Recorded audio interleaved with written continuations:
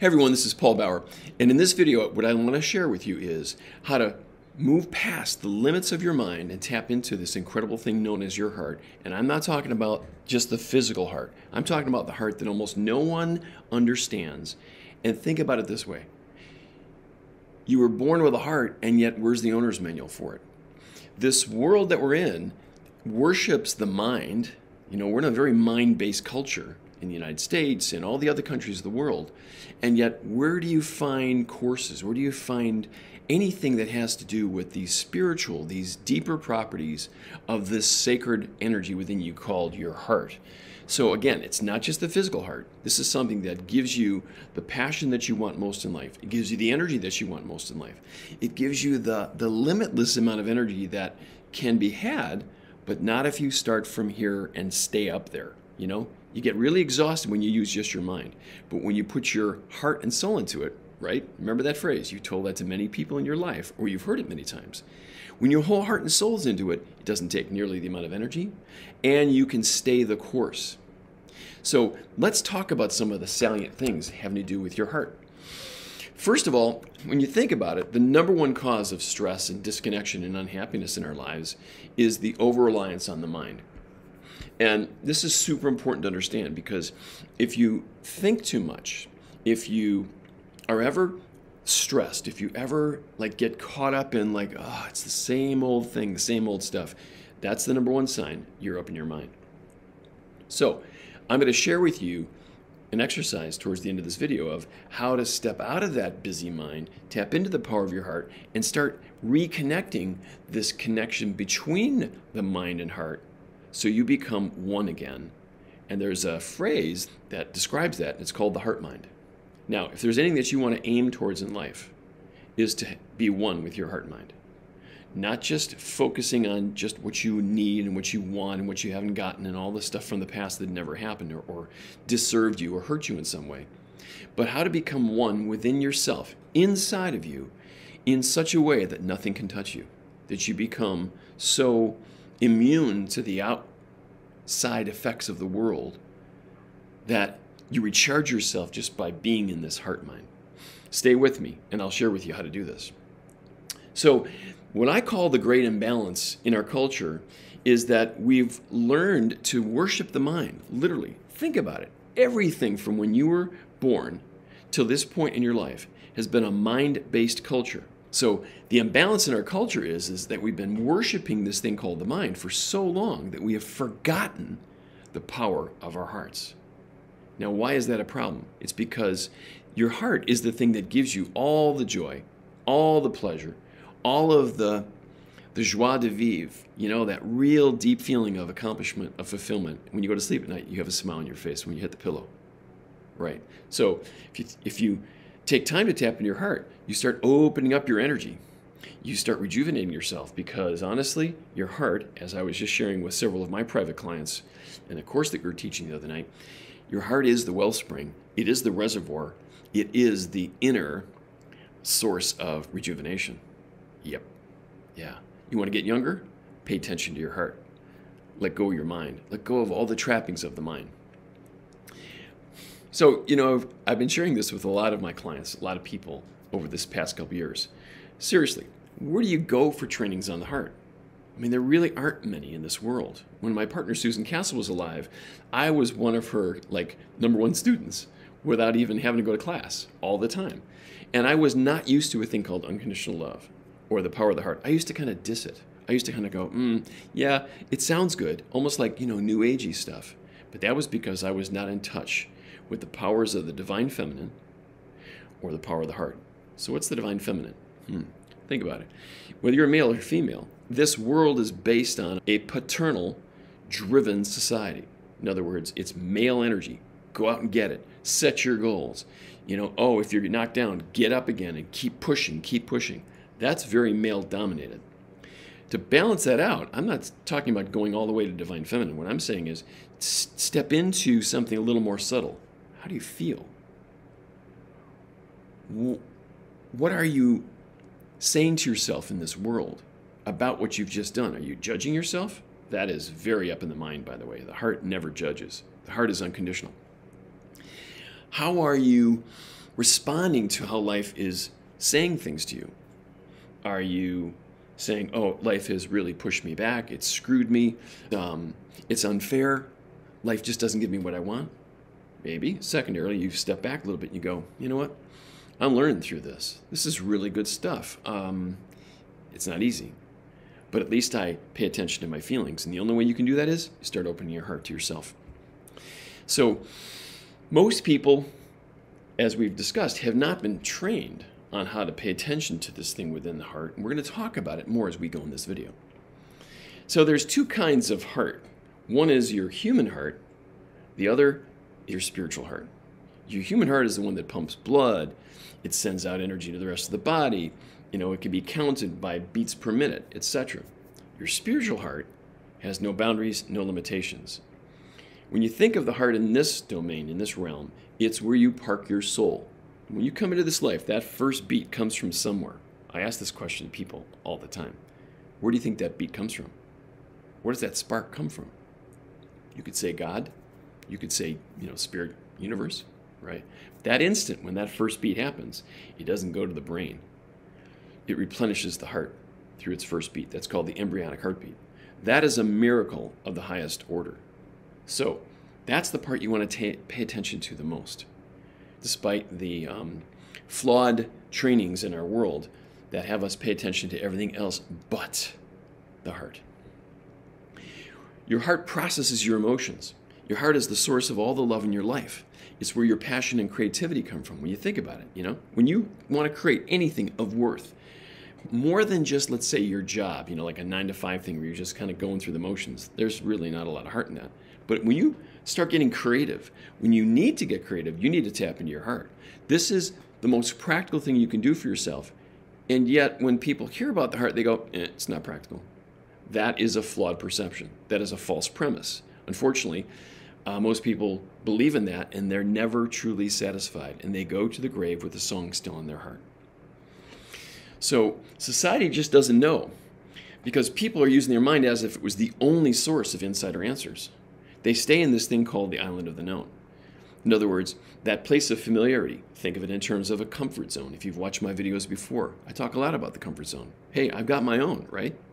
But whenever I start coming in touch with the boundaries of that comfort zone, what happens is I have a feeling. It's a little bit of fear. It's a little bit of uncertainty. It's a little bit of, oh boy, how's this going to work? Is it going to work? I don't know. That's my reminder to let go of my mind, breathe into my heart and say, okay, cool. You know what? I get it. That's my ego. I would like you to understand how to discern between your ego and your heart, your ego and your spirit. Your ego drives you to do things you don't want to do and then regrets things even after you've done them. It says, let's go out and make more, have more, be more, do more. It's a very driving thing. I'm not saying the ego's bad.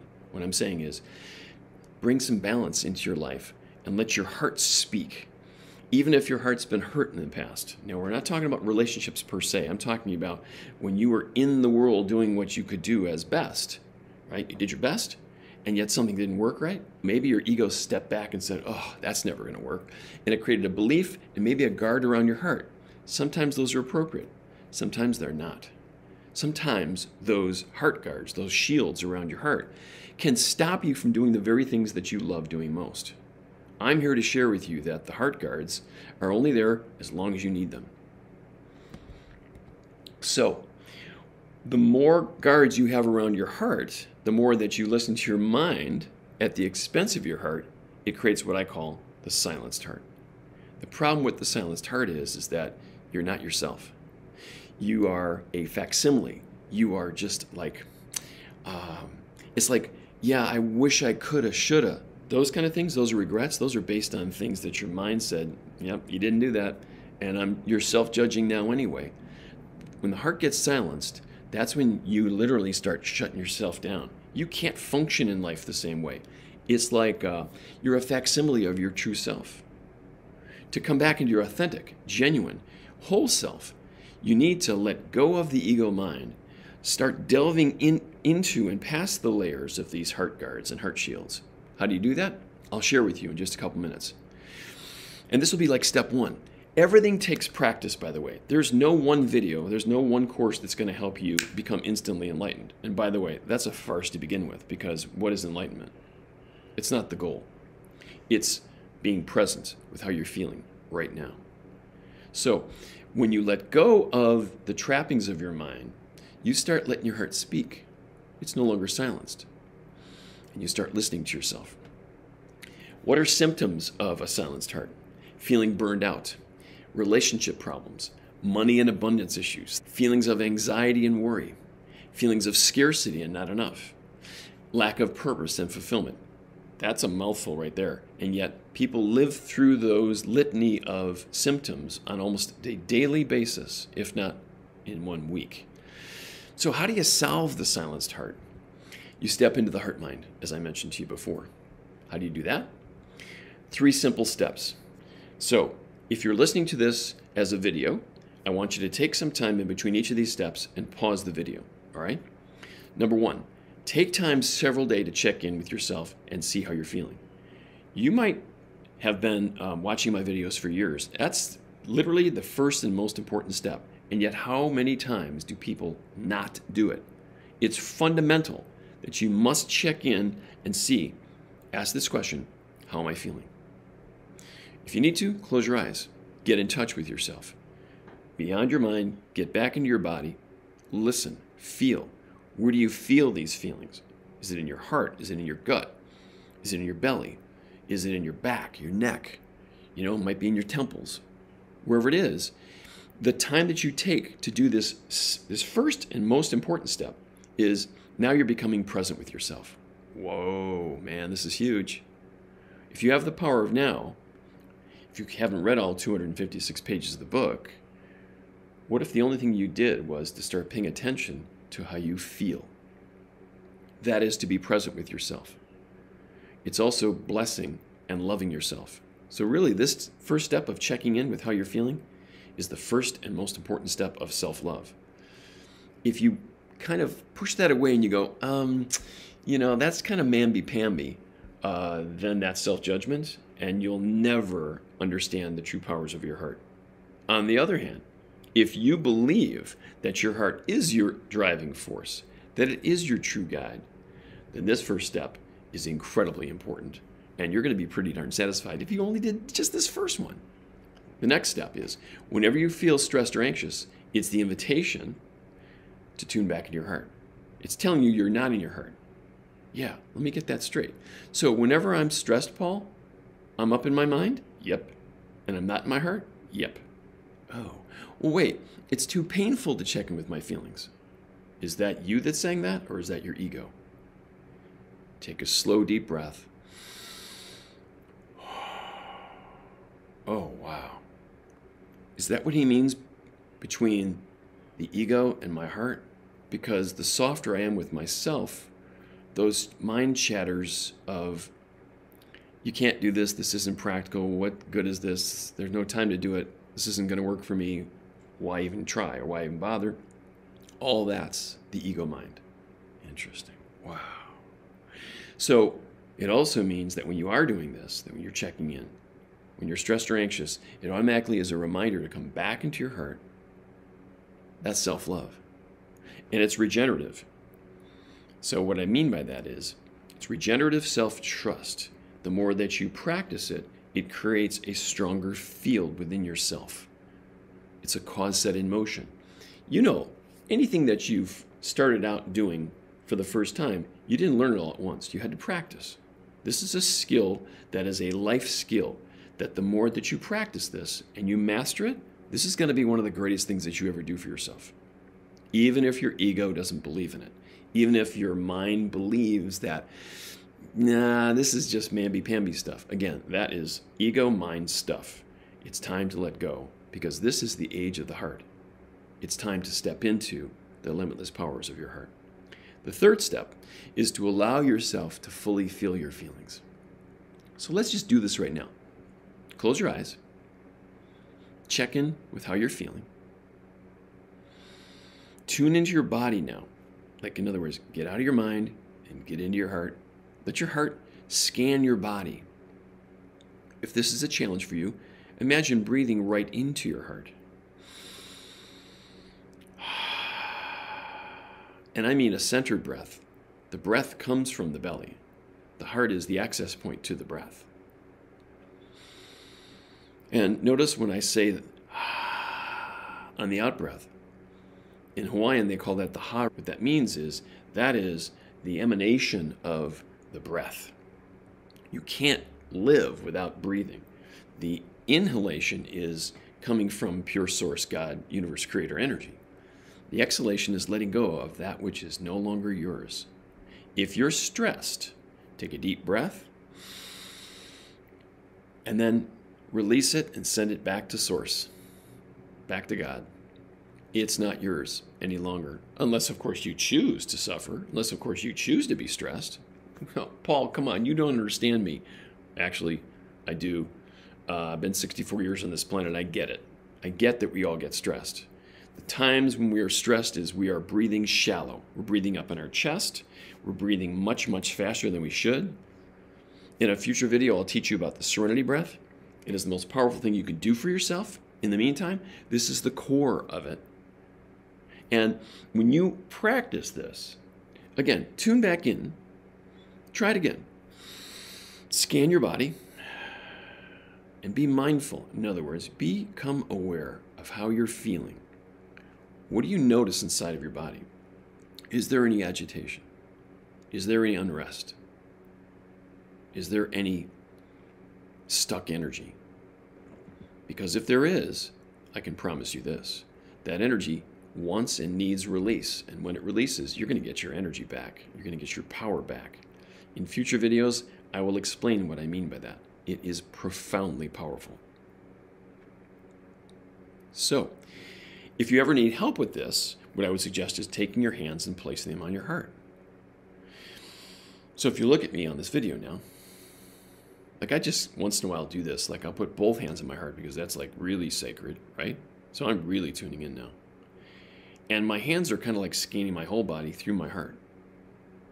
This doesn't take years of practice. This takes just moment to moment. You can do this, my friend. So you can literally scan your whole body. Any pain, any unrest, any symptoms of not feeling quite right. This is really important to do this several times a day, not just once. This is not just a meditation. This is checking with yourself frequently throughout your day. The more you practice, the more skill, the more regenerative trust that you're building within yourself. And after a while, you're going to get so good at this that you'll be like, whoa, the stress isn't there anymore. My passion has clicked up 2 or 3 levels. I'm more loving. I'm noticing that the people in my life are noticing, hey, what are you doing?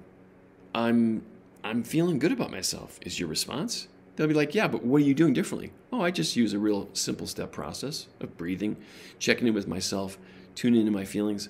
Well, that sounds pretty ordinary. Oh, I forgot one thing. It's tapping into my heart. Because you're wondering, should I tell that to my friend? Well, the crazy thing is that we don't talk about the heart enough. Why? Is it a trite-ism? Is it something that like has become so jaded that we forget to talk about it? Not when it comes to super important things, when it comes to love, when it comes to passion. What I'm suggesting to you is that you start involving your heart in more things in your daily life, that you think from your heart, that you emanate from your heart, that you be your heart. So as we start concluding here, the great imbalance in life is the over-reliance on the mind, but it's also because the mind thinks that it needs to avoid the pain. It thinks that it needs to create a safety zone.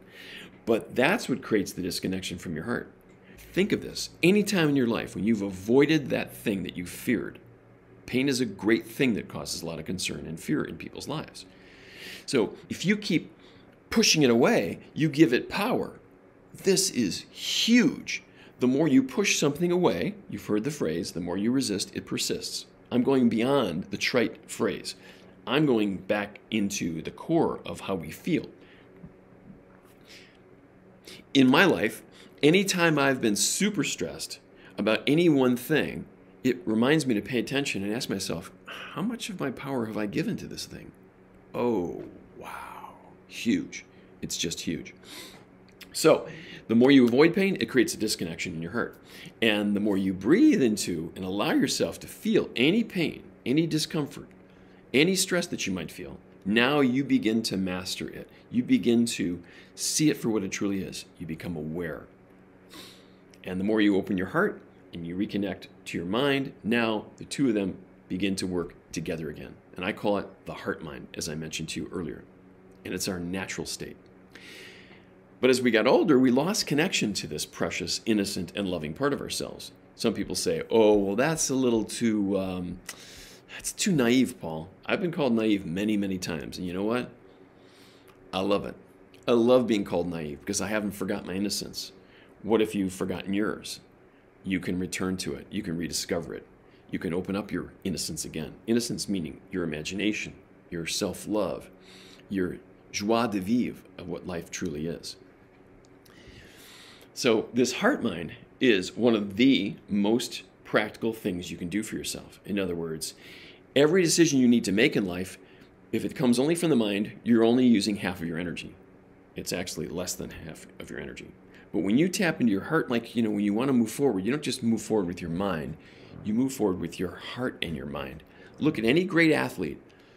The ones that become the greatest, the ones that become the legends, they come from their heart. They love the game.